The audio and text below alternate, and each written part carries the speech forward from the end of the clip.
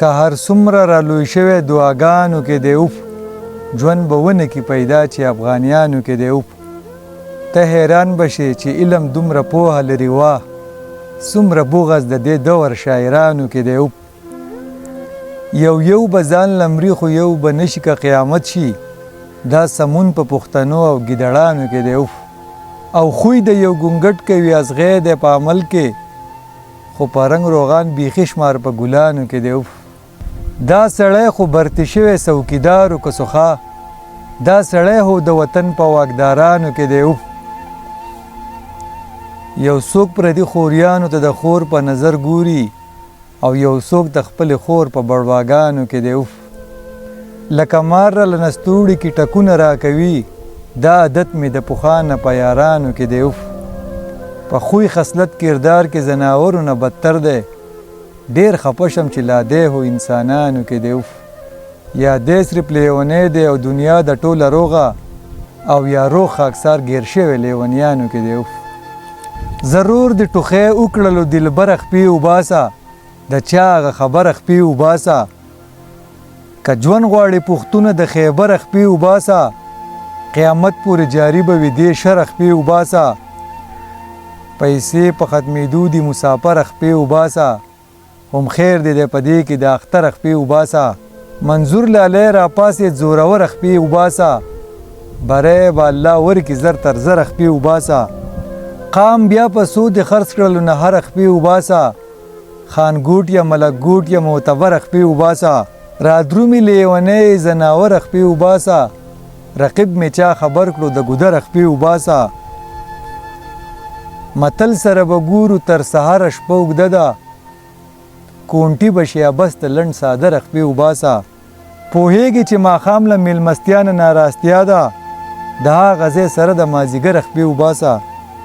په وخت د زنکدن کې آواز وشو په خندا شوم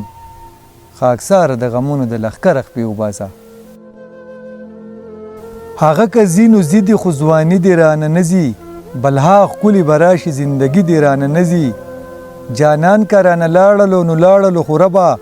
تر مرګه هېرېدلو بیماري دې رانه نه ځي بلها خلک یې مړه کړل وس که تختې لارې نیسو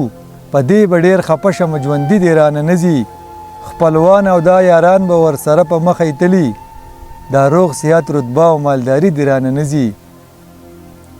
که مرګ د انسان لاس کې وی اوبه دنیا کې د تندې نه به مړه ستا خدایي دې رانه نه ځي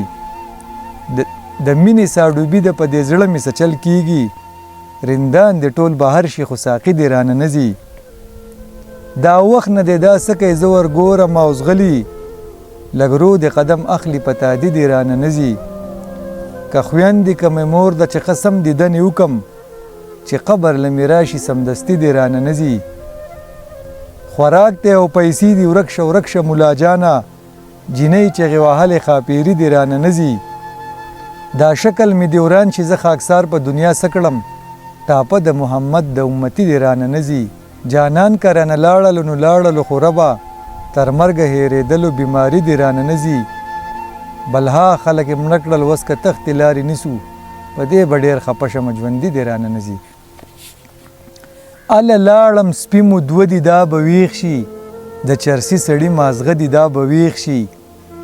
نیمه شپه د خوشي لار خو وایه رو خدای درکړي رونه ودي دا به ویښ شي مخکې هیڅ امکان نشته چې قیامت شي باشعوره پښتانه دي دا به ویښ شي نشیان دي انسانان دي هرن موه په فوټپات باندې پراته دي دا به ویښ شي ارمانونه په لیدو مې ستا جانانه دا اوده نه دي نشه دي دا به ویښ شي قرضدار دي اما مړکه خو خاموشه خانه وږي وواړه دي دا به ویښ شي